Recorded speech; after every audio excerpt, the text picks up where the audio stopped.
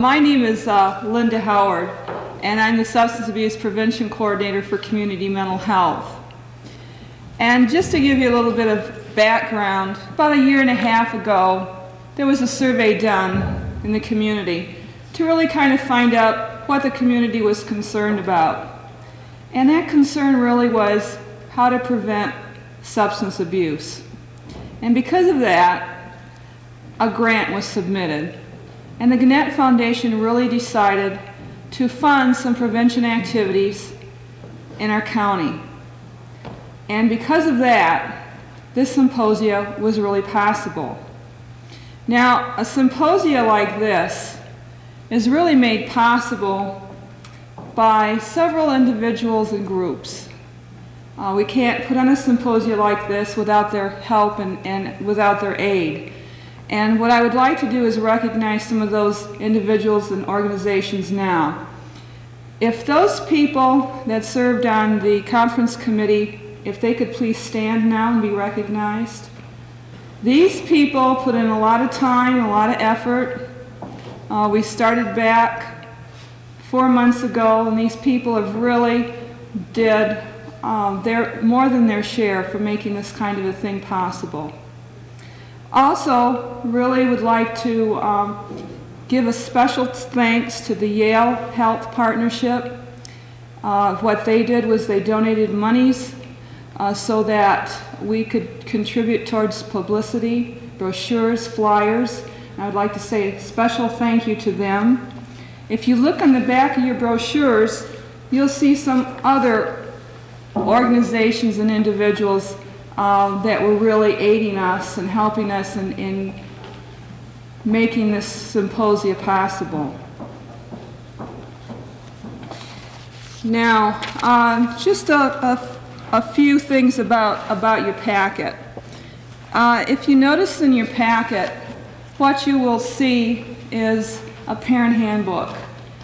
If you look in the back of that handbook, what you will see is some of the community resources that would be available to you in the area of substance abuse treatment and prevention. Now also, what you will see in your packet is an evaluation form.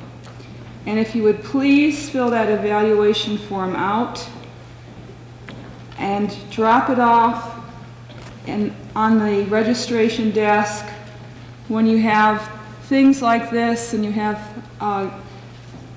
Gannett grant symposias, they really require that an evaluation be done. And we certainly would like to know your feedback on the symposia today. So please take the time to fill that out.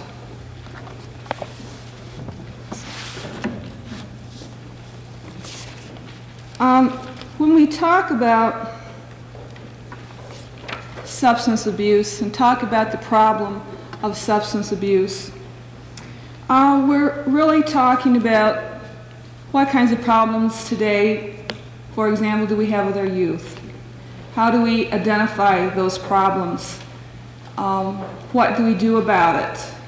How do we offer alternatives to these kids?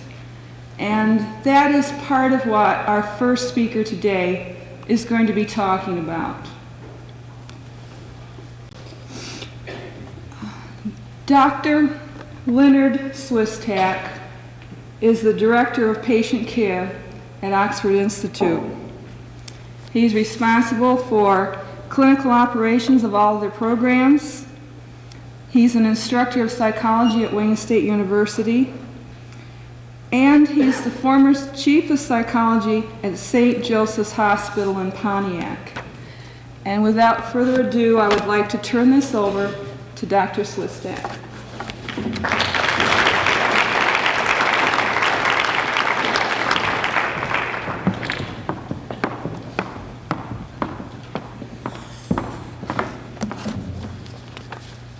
Good evening. I'm glad we could finally get going, and so far it's been an enjoyable evening. We had a long drive, and it's a beautiful drive coming out here.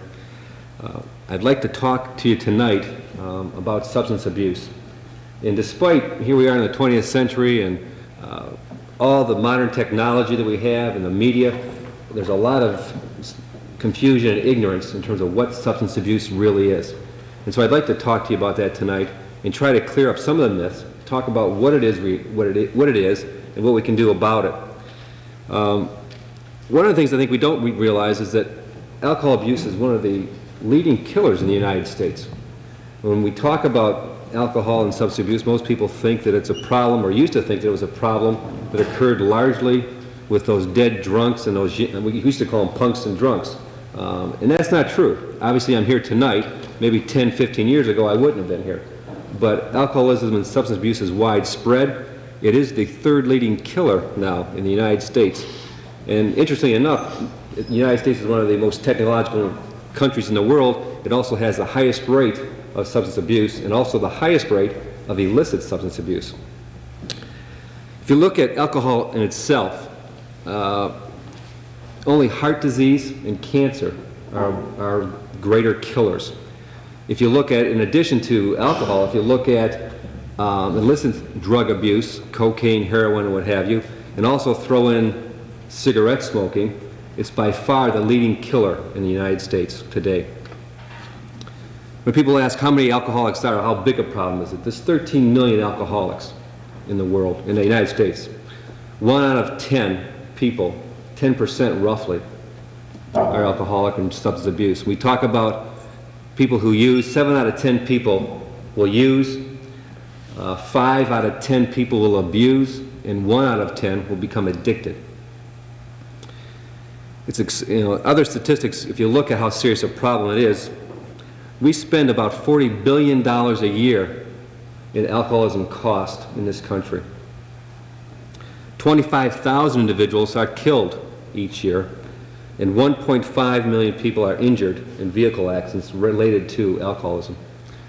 If you look today in the paper, there's a lot of articles now and given on the Detroit Lions football star who recently was involved in this, and we were talking on the way up how this is getting a lot of publicity, but as I was saying in the car on the way up, it's going to happen again tonight and again tomorrow and again this weekend. Yeah, you may not hear about it, but it's there every day of the week, happening somewhere in this area, in this state. We look at homicides and things like that. 60% of the crimes in this country, people are involved in alcohol and drug use as well. There's a report that comes out each year related to the drug use with adolescents. And one of the big things is that drug use among adolescents on the good side is coming down somewhat in certain areas. Over the last several years, we've seen a slight decrease. Alcohol use has stayed the same, at times increases a little bit depending on what study you utilize. But many of the seniors, 92% of high school seniors are using alcohol. So the majority of the youngsters in this school, I would assume, and this is a study that goes nationwide, are using alcohol. In 75% of the schools surveyed across the United States, 75% report that there are youngsters within their school program who are known to be using cocaine or illicit drugs. And how, in terms of how bad the alcohol problem is, we look at, again, this survey in 1987, which was done by U of M, shows that almost 40% of the youngsters in high schools are using heavy alcohol use, involving more than 5 drinks on one occasion during the last week or two. The type of youngsters we're looking at, we're not just looking at a substance abuse problem with kids alone, we're looking at a family problem. Again, we were talking on the way up, and we were saying how many of these youngsters are involved in an alcoholic substance abuse type family. And we know that the statistics show that 43% of the youngsters who are involved or in treatment for chemical dependency have parents who also have substance abuse problems. 35% of ththose youngsters have grandparents that were involved in some type of substance abuse, most often alcohol. 22% of those people have grandparents. 35% of them have siblings who are also involved in chemical dependency.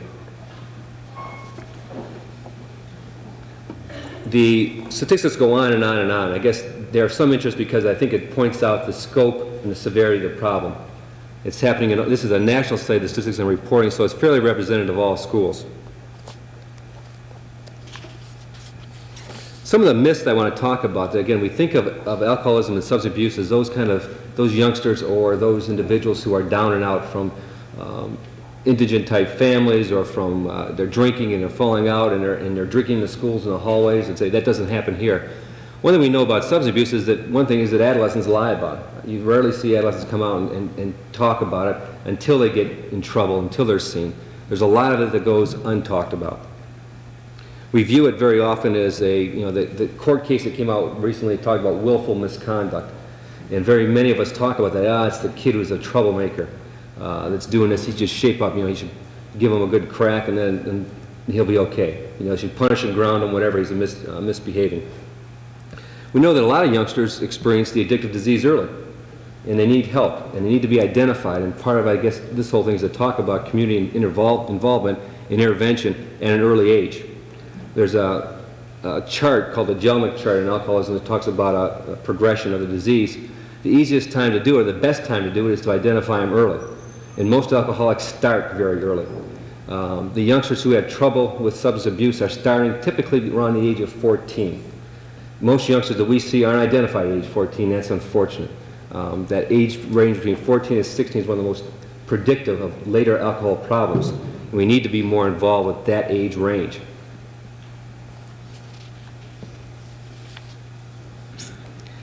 In terms of what addiction is, if you look across a lot of areas, whether it's any kind of drug or alcohol, we talk about 3 or 4 characteristics. And one of the major things is that there's a compulsion to use a drug. Many people think of an addict, and when I talk about addict, I talk about alcoholism as well. The disease itself is that it's not something that if you just use once or twice, or a kid who drinks 2 or 3 beers on the weekend is an addict. It's not based on how much or how little. It's based on various characteristics, and one of those characteristics is the compulsion to use a drug, that they're compelled. They may not be drinking every day, or the adult who's drinking may not be drinking every day. He says, therefore I'm not an alcoholic. I can come home tonight and I'm not going to drink. Therefore I'm not an alcoholic. I drink on weekends only, but every weekend it's 10 beers or 10 drinks or whatever. There's a compulsion where the person cannot stop. Many youngsters are not drinkers on a daily basis. There's only about 5% in terms of statistics of the adolescents that we see are daily drinkers. That's a fairly small number. But we know that 10% are going to be addicts. An addictive disease, acquire the disease. The second characteristic is loss of control over the amount used. Youngsters will get into that fairly easy, and any alcoholic or drug addict will very quickly lose control over how much they're going to use. Continued use in spite of adverse consequences is a third characteristic. An alcoholic, again, or an addictive disease, individuals lose control and they use despite adverse consequences. They get in trouble, the parents get angry at them, they lose friends, their grades go down, but they continue to use. They cannot stop. This is not willful misconduct, as I'm going to talk a little bit later. It's a disease, and you've got to look at this disease as being very similar to diabetes. Now, many of the youngsters you're going to see don't have the disease. And that becomes where the assessment becomes very important. And looking at youngsters, half of the youngsters who are getting in trouble will probably be abusers. That doesn't mean that's not a serious problem. It doesn't mean it doesn't need treatment. About 1 out of 10 of them will be addictive disease, and that's a chronic disease that doesn't go away, and there's no cure for it. It's treatable, but only through abstinence can they curtail the progress of the disease. One of the other characteristics is that it's, as I said, it's progressive. It's fatal if untreated. Alcohol in particular, we know, kills all types of cells and all types of bodily functions and organs. And if you continue to use over a long period of time, it causes significant bodily harm. If we look at individuals who drink for a long period of time, we know neurological damage occurs. It's particularly important as you get older. The brain begins to die. I say this and everybody cringes, but as you get to be roughly around the age of 26, the brain starts to die. The majority of you are in the process of having your brains dying. If you contribute to that with your lifestyle, in terms of alcoholism or any type of drug use, you're contributing to that factor. And some people don't believe at 26, but I always use the athletic example. You don't see a lot of great athletes at the age of 40. It usually doesn't have much to do with muscle strength or whatever, because weightlifters tend to be in their prime at age 35, 40 very often. But athletes tend to finish their prime in the age of the early 30s, and that's because the neurological process is starting. Particularly if you look at athletes who have used alcohol and drugs, they bottom out very quickly because they aren't able to be effective. And we know that alcohol and drugs affects the neurological system. When you have youngsters who are using drugs and using alcohol, and they're in the school process and they're in the learning process, they obviously don't do very well, and they're missing out on a lot of learning. When we see individuals who have began drinking at the age of 15 or 14 and heavily involved in drugs or alcohol, and we see them at age 26 and 27, emotionally, they're back when they started abusing alcohol. They haven't grown. Their knowledge base has not been there. Their memory's been affected, their social emotional functioning has been affected, and they're much like an 18-year-old, 17-year-old, 16-year-old. Even though they've been there, they're very immature, and they're way behind in terms of their goal directions.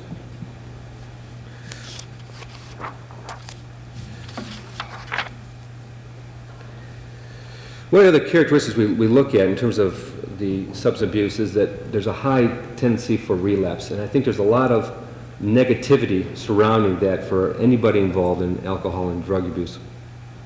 The relapse is a part of the disease. I almost hate to say that because it builds in some negativity, but it does occur, and it's part of it. It's part of the disease that if you have the addictive disease disorder, so to speak, there's a high percentage of individuals relapse.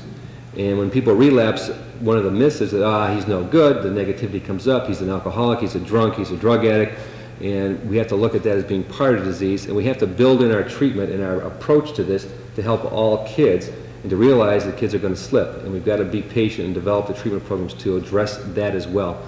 And a lot of programs don't do that. Youngsters get a chance or two, and by that they're thrown away. And this disease is frustrating, but there is hope. Some of the questions, the parents ask, like, well, how do you know if your kid's abusing drugs? What's going on with the youngster? And one of the things I ask parents when I see them is has the youngster's personality changed recently? Do you notice anything going on with the youngster?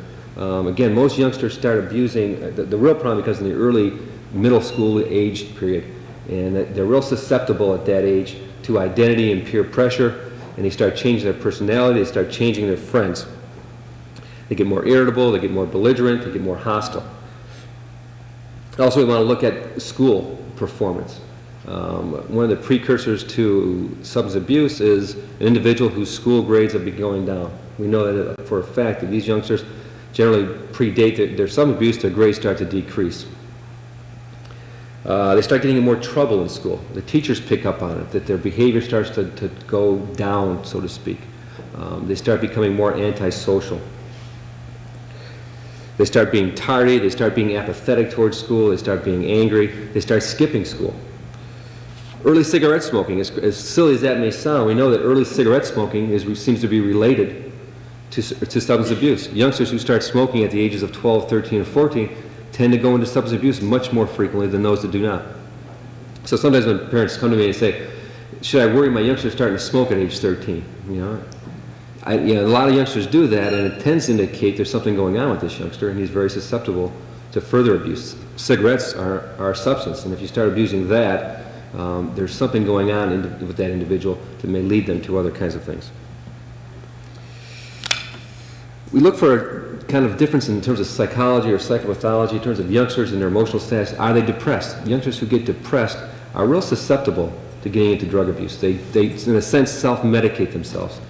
So youngsters are going through a difficult period of time. They get unhappy, they get frustrated.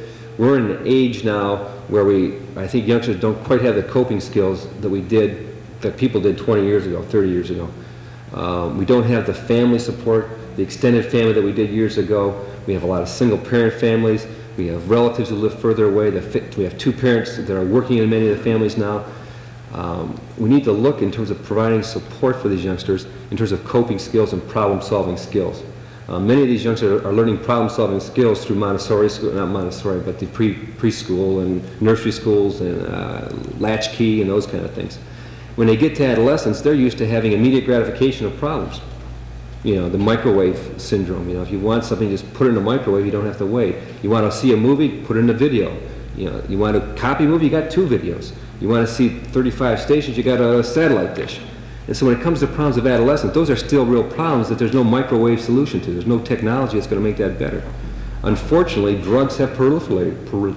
It's a hard word. And as a result, youngsters, it's much more accessible.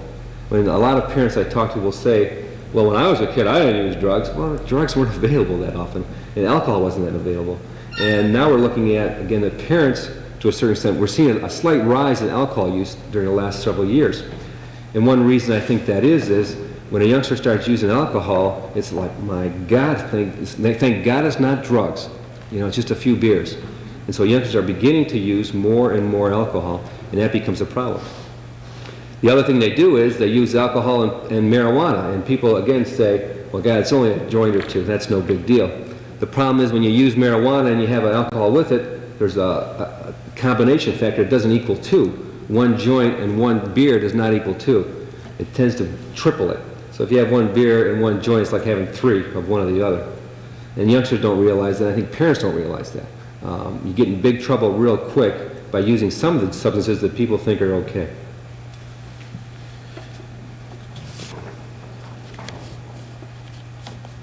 Youngsters who have attention deficit disorder, I'll talk about that for a minute. I don't know if there's any parents out there with youngsters who have attention deficit disorders, but there's a high prevalence of those youngsters going into substance abuse. And I think for individuals working in that area, these are youngsters, by the way, who we call them ADD, attention deficit disorder. They tend to be, it's a neurological disorder which causes them to be hyperactive in a sense. They're impulsive youngsters. They sometimes have learning disabilities or disorders. And when they get to that adolescent stage, they tend to drift towards that kind of activity because they're impulsive, they're action-oriented, and they don't always think before they're due. And so they tend to gravitate towards conduct disorders and or substance abuse. So that's an area in terms of what we need to address. And there's a fair amount of youngsters, anywhere between 10 or 15% of the youngsters in our schools have what we call ADD.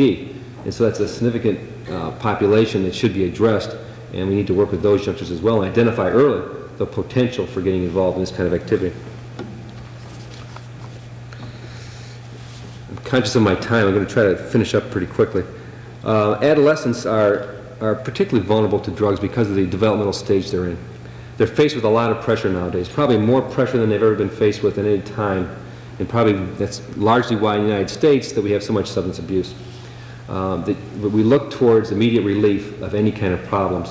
When we have a headache, we use aspirin. We have doctors, and doctors give more medication now than we've ever had. We're a society that looks towards, we use more drugs than any society in the world, whether it's legal drugs or illegal drugs. It's accepted.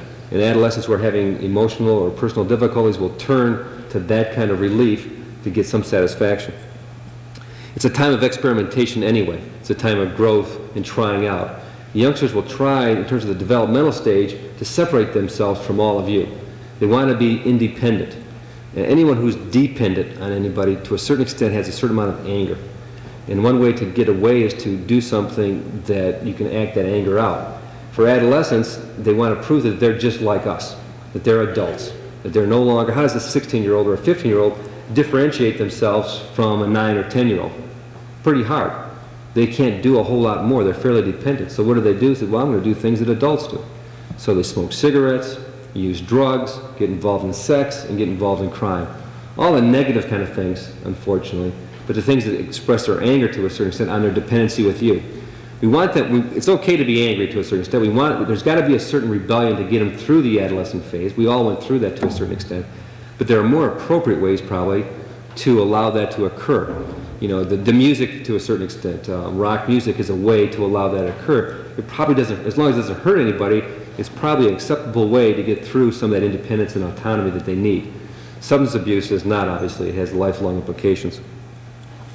They're going to test the limits. You know, they're going to test limits, and you have to set limits.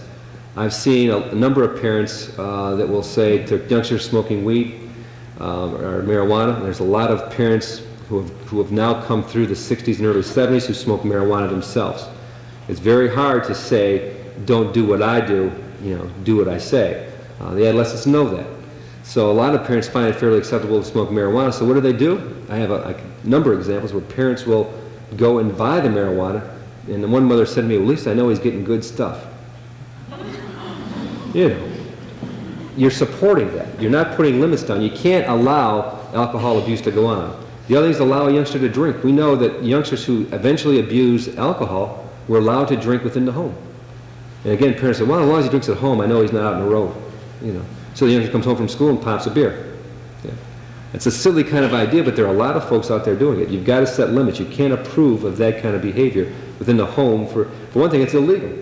And it's simple as that. You know, you can sometimes try to get into the merits of yes or no or bad or good, but it's a legal activity for youngsters who are underage to drink anyway. And you've got to hold by that ground. So setting of the limits is going to be very important. That lady I was telling you about in terms of the example with she was allowing her adolescents to smoke, 15, 16, what have you, and they did it for years, and she would buy it. And she had an 11-year-old who was a very bright guy, had a learning disability, but very, very bright. And I was seeing the 11-year-old, and there were some suspect who was having problems in school, and what he was doing was going around to the ashtrays. They left everything on the table when they were done. And he wasn't allowed to. He was too young. I guess when you were a teenager, he would have been allowed to. But he was very shrewd. There's enough of the roach left or whatever, he'd collect them all, and we'd go to the ashtrays and collect all the remains, put them together, and he was having a good old time, you know, on his way to school every morning. So those kind of things happen, and the mother was aware of that. She said, I think maybe. But it was tacit approval that it was okay. It was tacit approval. Peer affiliation and peer acceptance. Substance abuse is fairly accepted among many peers. Youngsters are looking for a way to identify. And in this age, in any adolescent development book you read, there's the issue of identity. They want to hook into some group. And there's the groups of the jocks and the bright kids and the burnouts, or whatever name they put on it, they want to identify. If there's a significant group of substance abuse kids, some kids are going to try to gravitate towards that group so they can identify. Substance abuse is a membership card into a social club. What do you do after school? We sit around and get high. You know, I always like the idea when you talk to young adolescents, say, well, we're going to go party. And for years I thought party, well, they're having 30, 40 kids and having big, you know, boys and girls and having big parties. There's 3 kids sitting around smoking dope and then, you know, getting screwed up and laying down and listening to music. That's partying. You know, it's basically we don't know what to do with ourselves, and we're going to get high, and that gives us a common bond. You know, a lot of kids, when I was a kid, used to go out and throw the football or something. Now you sit down and have a few joints. It's some kind of social club to get involved with, and many kids will gravitate toward that. It's very available. And one of the ways to look at that, I guess, is that drug taking is generally done with peers and with adolescents. When you do see it in isolation, the youngster who goes home and drinks in his room by himself or gets high in a room by himself is usually a real severe problem. But most often it's done with peers as part of the social thing. It then becomes a severe problem. For many people, like I say, 10% are going to get addicted very early.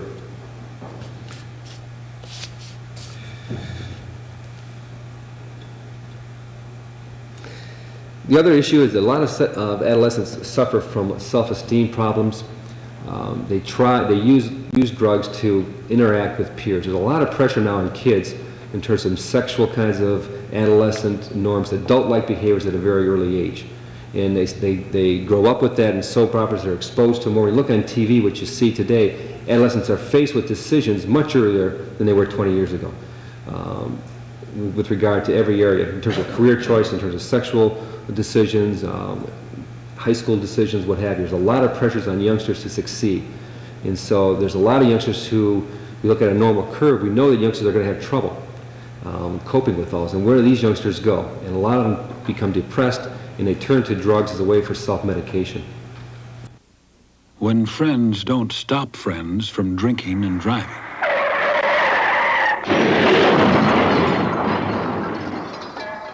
Friends die from drinking and driving.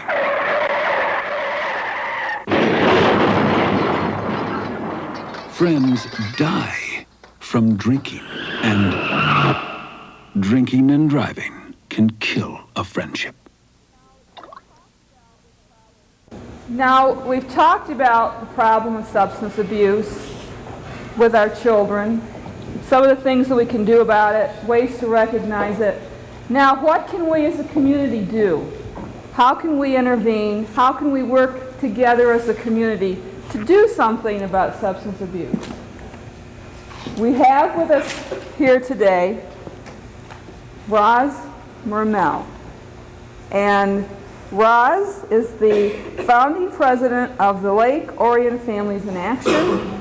She's the past regional director for Michigan Communities in Action for Drug-Free Youth. And she's just told me she's got a brand new position as Substance Abuse Prevention Coordinator for the Lake Orion School System. Roz Mermel.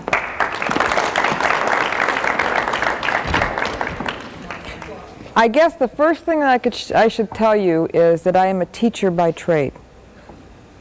And in 1978, on an evening in the summer, I was hit by 3 boys, 16, 15, and 14, that were drunk. And I was in bed for 4 years, using a walker and a wheelchair for 2 more, and a cane for the rest of the time. It definitely changed my life. Because I was a teacher and I was doing private tutoring, my parents allowed me to do my tutoring right at my bedside. So I had to focus on something positive. As I did that, all 4 of the years that I was able to feel good about myself because I was doing something, in my mind I kept saying, what can we do to change some of this behavior? Because there was no sense in me being angry. It wasn't going to change my life. The story that goes with my accident was that it was prom time and graduation parties. The parents gave the kids the keys, 2 6-packs of beer, and said, have a good time. I guess my anger after a few years was vented more at the parents than it was the kids. But so came the story of Lake Orion Families in Action's DREAM, which is our 5-year plan. And as I talk about this, I get excited. We're in the 3rd year, and as you just heard, I've now been invited to go into the school system and work, so I've been to the outside as a parent and volunteer, and now I'm going to be in the inside working with the kids. I guess it's a dream come true, but as you hear this, I want you to focus on a few facts. 1, 10 people started this movement. 10 people who were interested in making a difference started the movement that you're going to hear about. At a very well-attended meeting, we might have 25. There are 300 volunteers that are working daily in some capacity which they feel comfortable with in order to make the plan that you're about to hear work. We cannot get people to meetings, but that doesn't mean that senior citizens can't be sitting by a phone and answering the phone. It doesn't mean that students can't be working with their own peers in some certain way. It doesn't mean that business people can't offer us funds and support in the different areas. What it means is they may not come to a meeting once a month.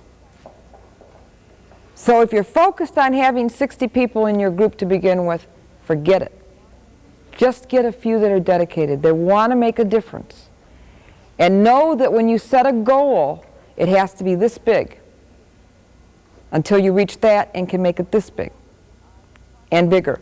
One of the things that I have talked about to 15 different communities that we've organized is I'd rather see you do 2 things this year and do them well than try to do 6 things and be overwhelmed.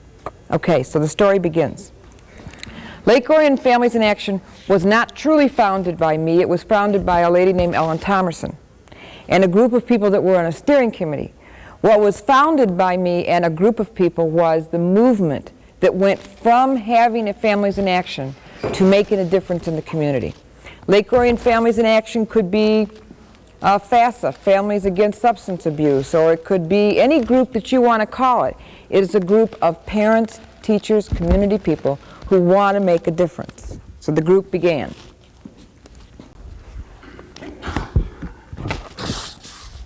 The next stage for Lake Orion, it doesn't have to be this way, but the next stage for Lake Orion was hiring a police liaison. Somebody who was involved with the law, but also could relate to the kids, who could be sergeant friendly for the young kids, and who could be somebody that the kids would trust, but also somebody with legal background. So when he went to speak to the classes, he had some kind of meat that he could talk about. This is what happens to you if. It was one of the best things that happened to Lake Orion. I have since taken his job, and the police liaison has changed because I am not a policeman, and I cannot be sergeant friendly. But I am now the substance abuse preventer. But it's exactly the same position, barring the police part of it. We then decided to bring a man in named David Toma.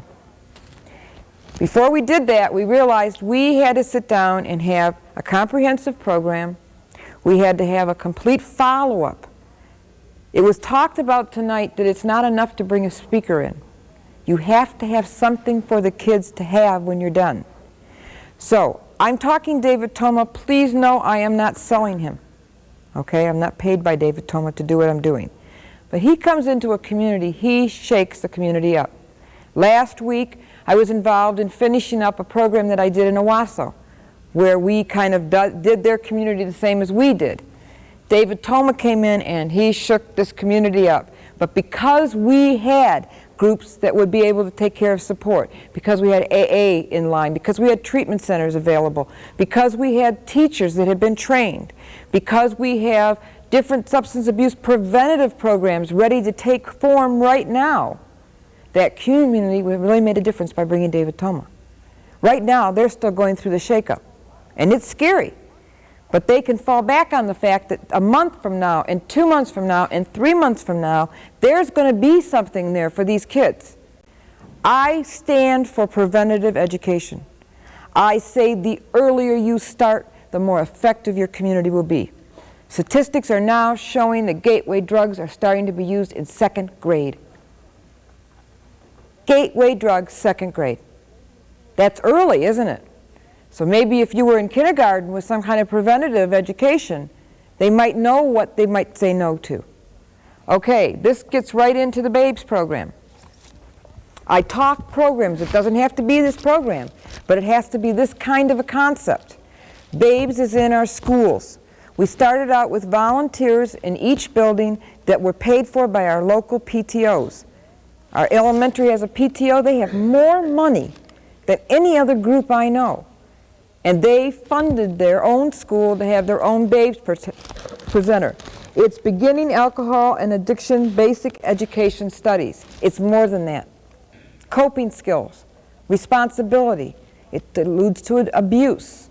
It talks about these puppets. And what happens with the puppets that's very interesting is, for anybody who's ever taught kids, they play what's going on in their life.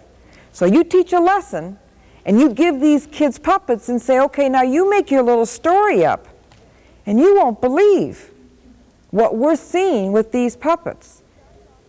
And so we started off doing 3rd and 5th grade, figuring that 3rd grade would be the preventative age, 5th grade would be our pre-middle school. In Lake Orion, we're kindergarten through 5, middle school is 6 and 7, junior high is 7, 8, and 9, and then high school's 10, 11, and 12. It sounds like a lot of schools, but it was probably one of the best things the Board of Education ever did, because it split up the at-risk kids a little.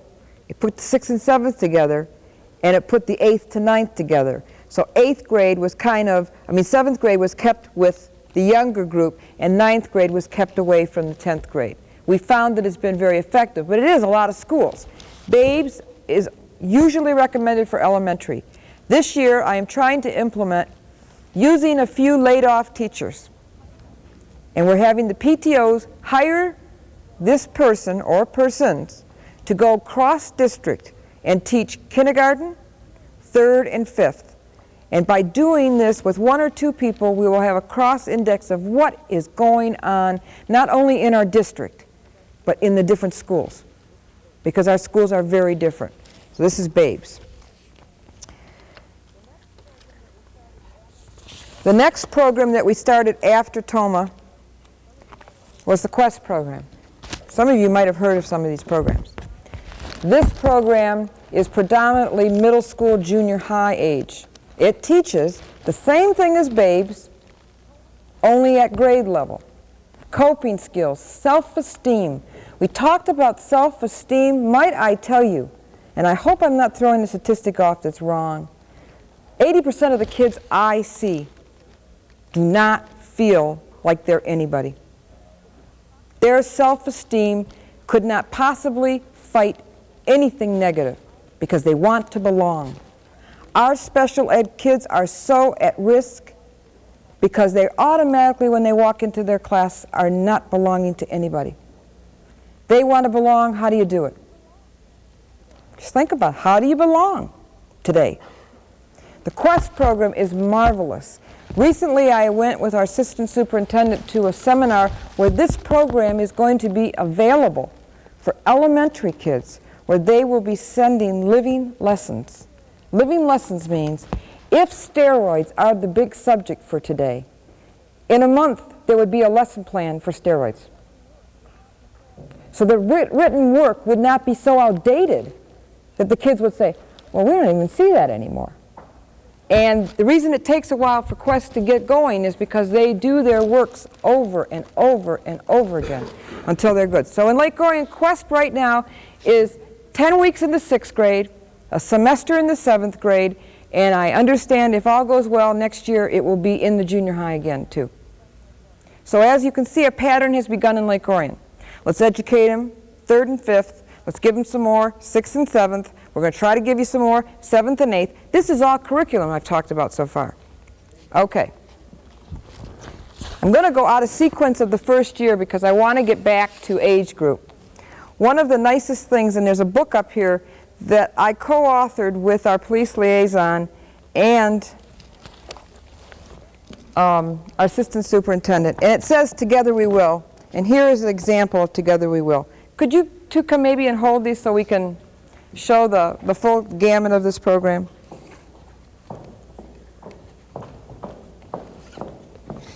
You can hold education. Let you hold the rally. I'll hold the club. And it goes on. What I've done is the boards are year 1, 2, and every year I make new boards. Oh, whoa. Don't ask why I have a cord coming out of my skirt, because that's a whole story that I'm not quite sure I want to talk about in public. Okay, the Just Say No campaign is a perfect example of what our community has done. In fact, this Friday is the 3rd year of our Just Say No education. We train high school students, and we give them 3 days of training. And we train them about drugs today. We train them about how we feel about ourselves. We train about peer pressure. And then we have them write a speech on why they say no. We've got athletes and cheerleaders and good students and everybody cross-indexed from the high school. So we've trained our high school students. They come down, and this Friday is the 3rd year, from 3rd grade until 9th. Every hour there's 2 kids that come in the classroom. Talk about why they say no. Talk about some of the great information you got from this man tonight, but from their lips. And then they answer questions. We got a role model starting. We've got high school kids who are feeling great about themselves because they're the role model. They're going down to the younger kids and letting them know it's okay to say no, and you can be in the football team, and you can be popular, or you can be a good student, or you can do whatever you want, because we've done it, and we're still living. Then we have, right after that, the next day, which is this Saturday, a Just Say No rally. It is totally paid for by our Optimist Club. It is totally organized by our Optimist Club. And it is a gift to our community. And this is the only time that Oxford and Orion walk together. It's like Michigan, Michigan State, you know. Rally day, they walk together, and they all say no, and they all get shirts. And as you can see, I don't know if you can see, but you can come look later. We have dogs with shirts on. We have grandparents. We have babies in carts. Everybody comes out to say no to drugs. Okay, so now we've got school, and then we've got the community. And then, of course, Lake Orion Families in Action has always been this thing, well, once a year isn't enough, so we started a club. Our club is housed in the middle school this year. The first year we had 8 students. The second year we had 35. And I am one of the sponsors and leaders of the Just Say No Club. We have 110 kids this year. It's kind of like a snowball. You start rolling it. And if you've got the endurance and the patience, and you do this right, the snowball gets bigger and bigger. The 5-year plan states that when these kids in the club reach high school, we will have over 200 kids in this club saying no. And today I was in the administrative office, and we had a student's parent who said, I'm very angry. My daughter is very upset because there's so much pressure if you don't say no. 3 years. Lake Orion still has people that use drugs. We still lose students to drinking and driving, but we're making a difference. This is beautiful. And the school can't take all the credit, the community can't take all the credit, but the kids can. All the way through here, you hear only things about kids. And if you see the pictures, and do come look at the boards later, we put kids in the paper.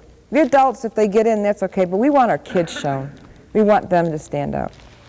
There's 2 years of the boards, too. And the last component of this that really brings the kid back out in me, and that's the parades. And right now in the parking lot is my car, which is decked out with, thanks, red ribbons coming out of its skin. If nobody knows about it, this red ribbon is a campaign nationally. It started Sunday with Red Ribbon Sabbath, and Monday was just Red Ribbon Day. We had a rally down in the downtown Detroit area where we took our kids. There were 8,000 kids, came together to say no, listened to some horribly loud rock music, and we smiled and said, yes, this is really worth it. Came back, and today was Wear Red Day. And you had to wear sunglasses to get into the middle school building because the staff was all wearing red. And that's another thing, folks. When the staff gets involved with the kids get more involved, the teachers become more credible, and the kids start doing much more work. Let's go to the option that I'm a teacher and I'm going to teach a class. Today's student, if they're using, are not going to come in and learn because it's not on their mind to learn. That's why these programs are so important. Okay, enough for just say no. Solid ground. This is in the high school. It's a group which says exactly what it stands for. I am on solid ground. It's a peer support listening group. We train high school and junior high students how to listen. That may sound, what do you mean, how to listen? Until I went through the training, I didn't realize I didn't know how to listen. It means that I listen to somebody's problem, I paint that picture back to them, which proves to them that I have listened. And instead of saying, gee, you should go out and do this, I say, gee, what do you think you can do about this? Or what would you feel comfortable doing? It has been proven that we as adults will not make near the difference as the peers make with themselves. Our kids are listening to some mighty serious problems today, but they're not doing it trained. So you hear about these pack suicides? Because the person they've been helping that decides to commit suicide, the person who didn't do an effective job helping feels guilty, and the whole group starts to go down. So any peer PPI, which is positive peer influence, any of these groups, you really need to train your students so that they learn how to listen effectively. And once again, we're making them feel good about themselves. Our community stands for no use. We do not believe there's any way to responsibly use alcohol and drugs. But we do have kids who are not ready for that step. And we don't want to leave them where they don't have anything that they can focus on. Safe Homes is a program that says, I as a parent will be totally responsible not to serve alcohol or drugs at any party that I have. I also know that if I have a party in my home, I am responsible, even if I'm a block away playing cards. Now, I don't believe anybody has a business to have a party and not be home. But I can guarantee you that in my community right now, there would be parties going on without the parents at home. This was another campaign that started a movement of peer pressure, only this wasn't with kids. This was with parents. I think the first year we had 20 names in the newspaper. Well, David Toma came in town, and I think we had 100. We, as I'm not mistaken, without exaggeration, have 2 pages now. And there's an honor roll that goes up in the high school. Parents who have signed Safe Homes. The kids go home and say, Mom, would you please call in or get the thing in? I want your name up. Well, I don't care how we get the names. As long as we get them, we'll take them. So that's Safe Homes. That's always before the prom. And I would say that one of the things we've done in our community that I've also helped other communities do that I highly recommend with your judges is sometime near prom, get your government classes to start going to the courts and see what a day of substance abuse cases is.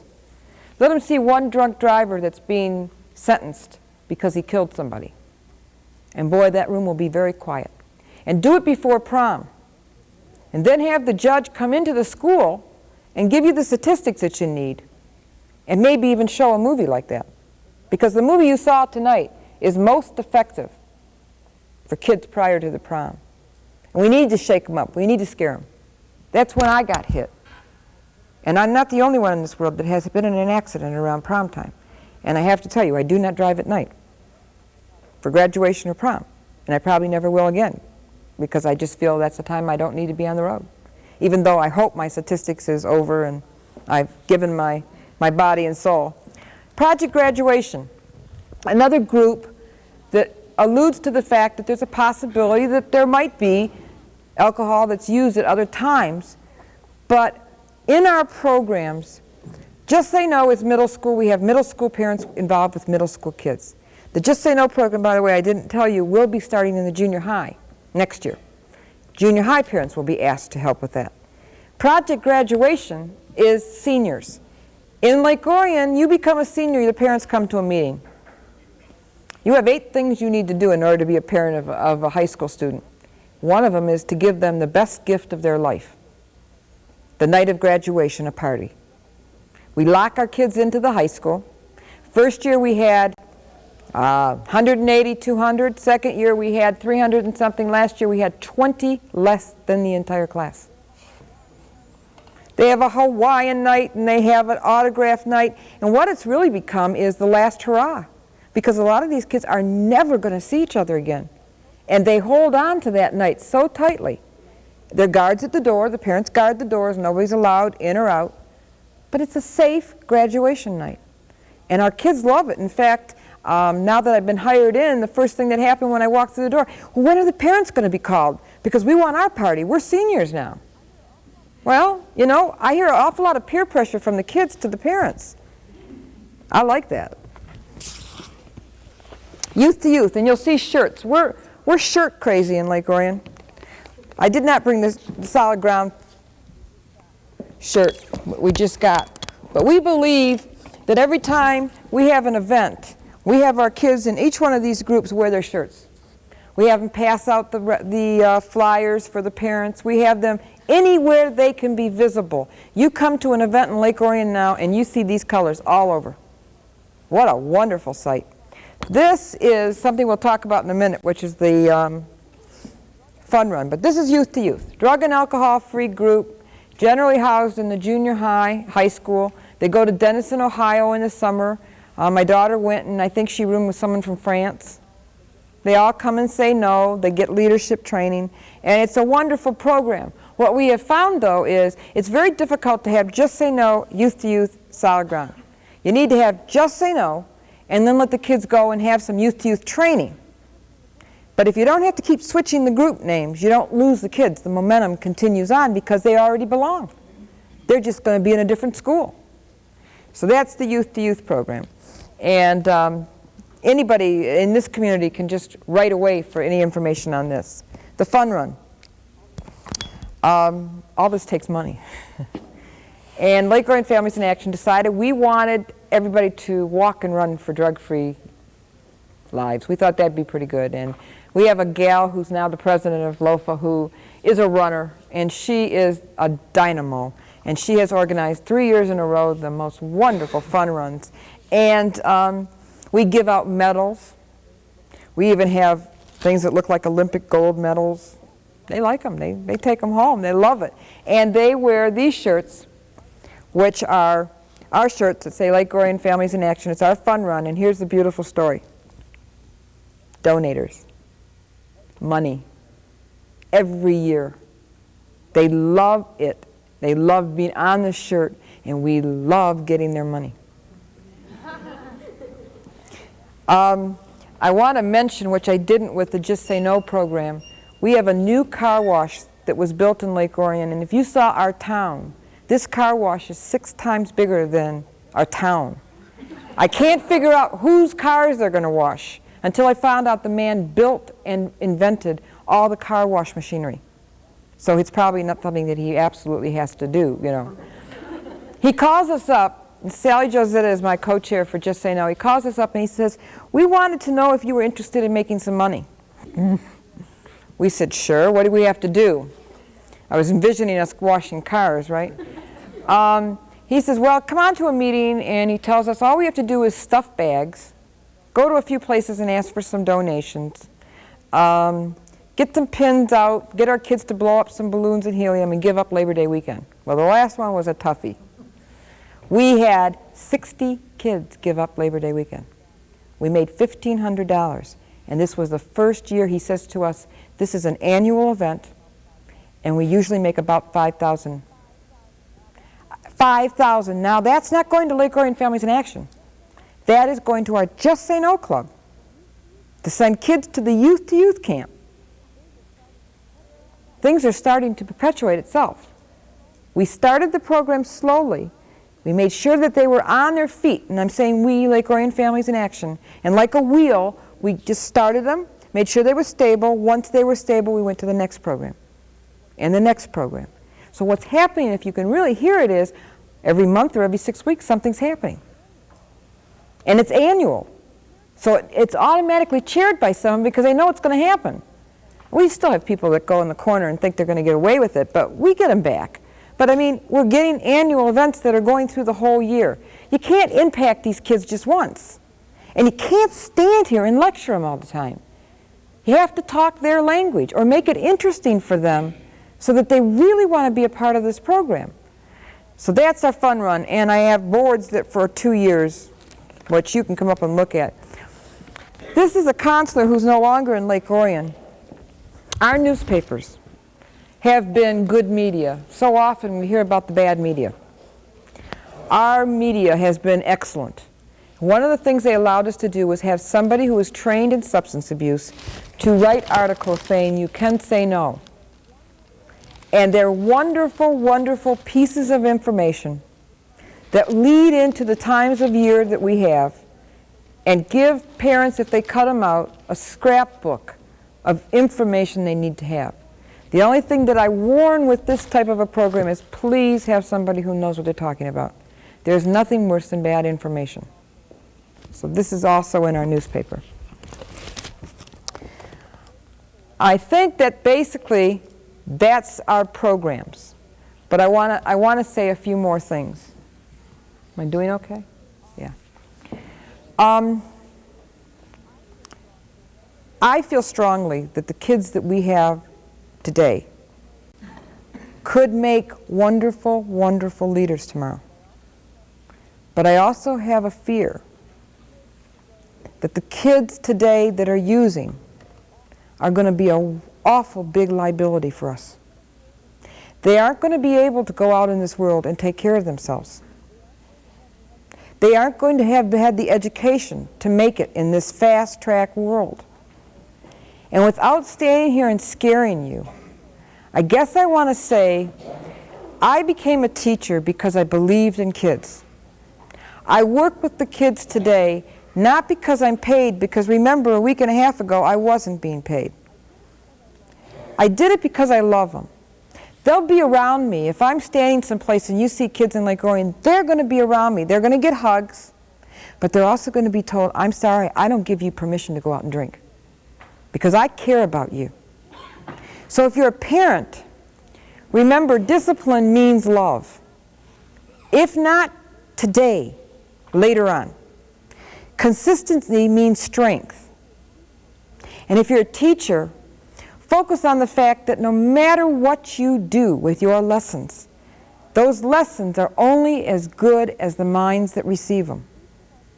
If each of us do one thing, just sit down and say, I can do this. This is something I'm good at. I can do this in my community. If each of you did that today, you would already be started. Don't bring a speaker in, a big known speaker, to shake your community if you don't have a grassroots group to do it with. And if you're a teacher, you can't do it all. You've got families. If you're a parent, take some time with your kids. They want you. I haven't had one student come to me on one-on-one that I have needed to send someplace else for treatment that hasn't cried because they're afraid their parents don't love them. That means there's something good down there. I believe in the kids. Whitney Houston sings songs about the kids. I believe in them. I'm here tonight because I believe in them. And anybody who helps a child today, 10 years from now, you should be standing there when somebody's doing something that you helped. Wow, will you feel good. Thanks.